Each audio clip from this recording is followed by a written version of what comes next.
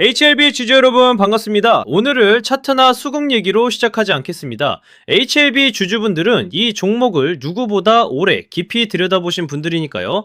그래서 오늘은 가장 본질, 그러니까 FDA 허가라는 단 하나의 문 앞에서 지금 정확히 무슨 일이 벌어지고 있는지 그 실체만 또박또박 말씀드리겠습니다.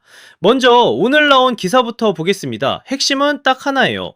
HLB와 파트너사 항서제약이 재신청한 간암 1차 치료제 그 캄넬리주맙을 만드는 공장에 대해 FDA가 현장 실사를 나가지 않고도 7월 안에 최종 심사를 끝낼 수 있다는 겁니다. 회사 측 설명은 이래요. FDA가 요구한 서류는 항서제약이 이미 다 제출했고 FDA는 지금 현장 방문 대신 서류 검토 같은 다른 평가 수단을 쓰고 있다. 그러니 실사가 아직 안 나갔다는 사실 하나만으로 허가에 차질이 생긴다고 단정할 수 없다는 거죠. 자, 그런데 많은 주주분들이 가장 궁금해하시는 게 바로 이겁니다. 그러면 그 실사라는 게 도대체 왜 아직도 안 나간 거냐? 원래 이맘때면 나왔어야 하는 거 아니냐? 혹시 뭔가 문제가 있어서 미뤄지는 건 아니냐? 이 불안 제가 오늘 근거를 가지고 풀어드리겠습니다. 결론부터 말씀드리면 실사가 안 나간 건 문제가 생겨서가 아니라 FDA가 일하는 방식 자체가 바뀌었기 때문입니다. 비유를 하나 들어볼게요. 예전에는 은행이 대출을 내주기 전에 직원이 반드시 집까지 찾아와서 집안을 둘러봐야 했어요. 그런데 요즘은 어떻습니까? 서류만 꼼꼼히 받아보고 필요하면 화상으로 집안을 둘러보는 걸로 대체합니다. 굳이 사람이 비행기 타고 날아가지 않아도 되는 시대가 된 거예요. FDA가 딱 그렇게 바뀌었습니다. 조금 더 구체적으로 말씀드릴게요. FDA는 코로나를 거치면서 현장에 못 나가는 상황을 겪었고 그때 원격으로 서류를 받아보고 화상으로 공장을 들여다보는 방식을 개발했어요. 그리고 작년 9월 이걸 아예 공식 제도로 못 박았습니다. 현장 실사 대신 서류 검토, 화상 평가, 그리고 믿을 만한 외국 규제기관의 보고서까지 활용해서 허가를 내줄 수 있다고요. 즉, 실사가 안 나간 게 비정상이 아니라 이 방식 자체가 이제는 정상 경로 중 하나가 된 겁니다. 게다가 미국 정부가 작년에 FDA 인력을 3,500명이나 줄였어요. 현장에 보낼 사람 자체가 부족하니 서류로 대체하는 흐름은 더 빨라질 수밖에 없습니다. 그러면 여기서 진짜 중요한 질문, 이게 그냥 희망 섞인 얘기일까요? 아니면 실제로 일어나는 일일까요? 근거를 보여드리겠습니다. 미국 회계감사원이 직접 집계한 자료를 보면 이 대체평가 수단이 도입되고 나서 FDA가 직접 현장 실사를 나가야 할 필요가 절반 넘게 50에서 60%나 줄었습니다. 그리고 그 기간에 신청된 신약의 90% 이상이 예정된 기한 안에 심사를 마쳤어요. 실제 사례도 있습니다. 큐리엄이라는 회사의 어떤 신약은 회사가 현장 실사를 해달라고 요청했는데도 FDA가 현장에 나가는 대신 책상 앞 서류 검토만으로 허가를 내줬어요. 보세요. 현장 실사가 없었다는 게 탈락의 신호가 아니라 오히려 무사 통과의 또 다른 길이었던 겁니다. 자, 그러면 글로벌 빅파마들은 어땠을까? 큰 제약사들도 코로나 이후 수많은 공장이 이 원격 서류 평가로 통과했습니다.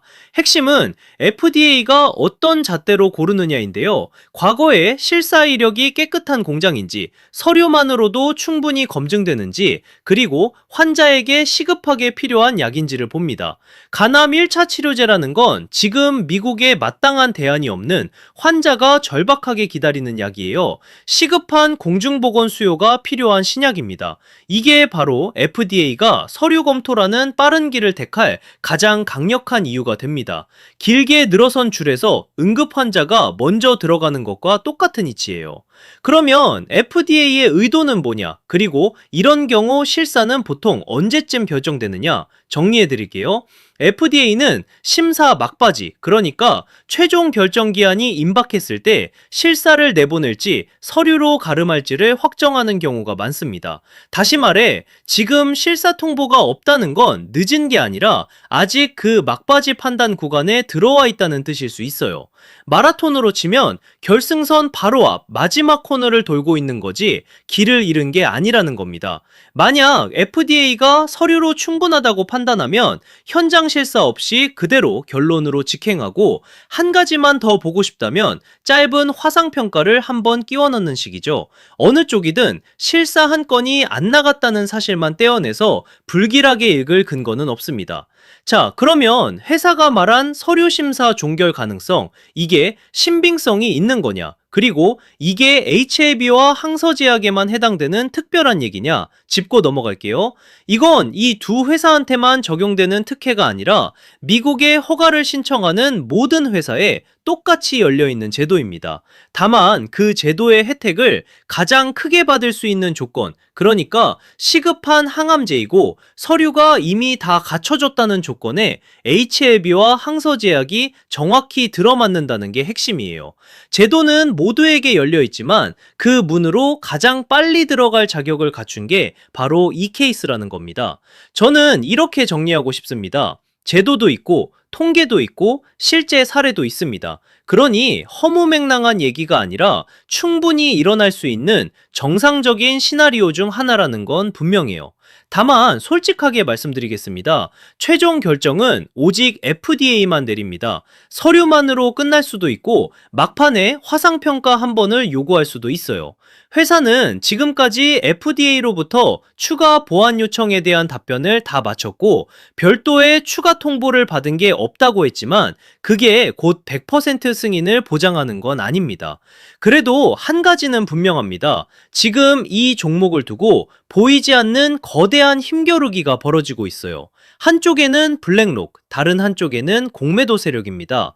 먼저 블랙록부터 보겠습니다. 블랙록은 운용자금이 무려 2경원, 그러니까 천문학적인 돈을 굴리는 세계에서 가장 큰 자산운용사예요. 이 블랙록이 지난 3월에 HLB 지분 5.01%를 사들이면서 단숨에 2대 주주로 올라섰습니다. 그런데 여기서 멈추지 않았어요. 약 석 달 뒤인 지난주 지분을 6.05%까지 더 늘렸습니다.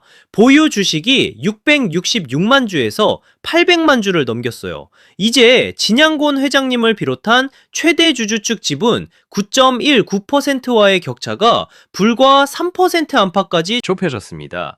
세계 최대의 큰 손이 하필 7월 FDA 허가를 코앞에 둔 이 시점에 한 번도 아니고 두 번에 걸쳐 지분을 쌓아올린 겁니다. 자, 이제 반대편을 보겠습니다. 공매도예요. 차트 아래쪽 누적 공매도 잔고를 보시면 무려 918만 주가 넘게 쌓여 있습니다. 이게 무슨 뜻이냐? 떨어진다에 베팅하면서 주식을 빌려다 미리 팔아치운 물량, 즉 언젠가 반드시 되사서 갚아야만 하는 빚이 그만큼 쌓여 있다는 겁니다. 이 두 세력을 한 그림 위에 올려보세요. 그러면 전율이 옵니다. 한쪽에서는 세계 최대 운용사가 묵묵히 그리고 꾸준히 주식을 사모아 시중에 도는 물량을 빨아들이고 있어요. 다른 한쪽에서는 공매도 세력이 900만 주가 넘는 빚을 지고 언젠가 그걸 되사야 하는 숙제를 떠안고 있습니다. 비유하자면 이렇습니다. 방 안의 산소를 거인 블랙록이 자기 쪽으로 빨아들이고 있는데 공매도 세력은 그 방 안에서 반드시 숨을 한번 크게 들이쉬어야만 하는 처지인 거예요. 블랙록이 주식을 걷어들일수록 시장에 떠도는 물량은 줄어드는데 공매도는 그 줄어든 물량 안에서 빚 갚을 주식을 구해야 합니다. 생각해보세요. 만약 7월에 좋은 결과가 나온다면 빚을 진 공매도 세력은 손실이 더 불어나기 전에 서둘러 주식을 되사려고 달려들 겁니다. 그런데 정작 그 주식의 상당량은 이미 블랙록이라는 거인의 금고 안에 잠겨 있어요. 사고 싶어도 살 물량이 없는 상황. 이게 바로 눌려있던 용수철이 한순간에 튕겨오르는 그림입니다. 다만 변동성은 큽니다. 이런 큰 이벤트를 앞두면 주가는 기대와 불안 사이에서 심하게 출렁여요.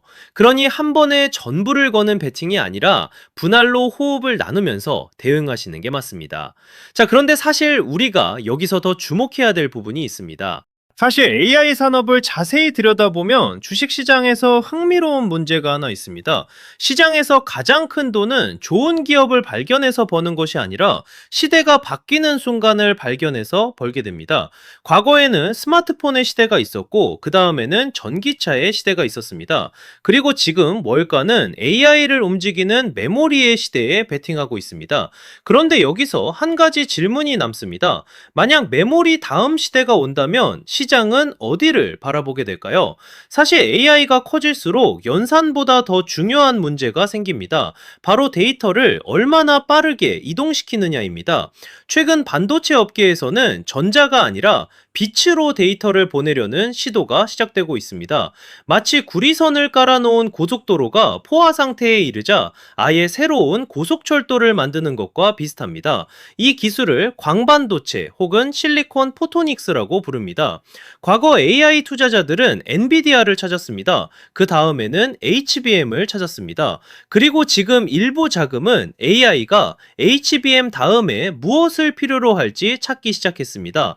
만약 그 답이 빛이라면 어떨까요? 어떻게 보면 엔비디아가 광반도체 시동 거는 이유가 정말 이거일 수도 있다. 그때 시장은 다시 광반도체를 바라보게 될 수도 있습니다.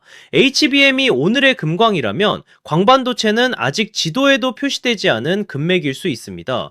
그리고 주식시장은 늘 금이 다 나온 뒤가 아니라 금맥이 발견되기 직전에 움직였습니다.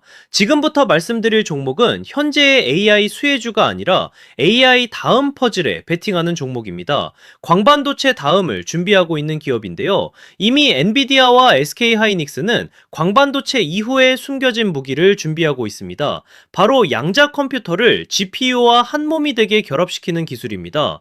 지금의 AI는 GPU로만 추론을 하지만 양자 컴퓨터와 한 몸이 되면 영원한 병목의 통행세를 징수하는 겁니다. 그래서 저도 사업 보고서를 통해 어렵게 찾았는데 시가총액은 700억 원, 양자 컴퓨터와 GPU를 매끄럽게 한 몸처럼 동기화시킬 퀀텀 통신 특허를 보유하고 있는 기업이에요.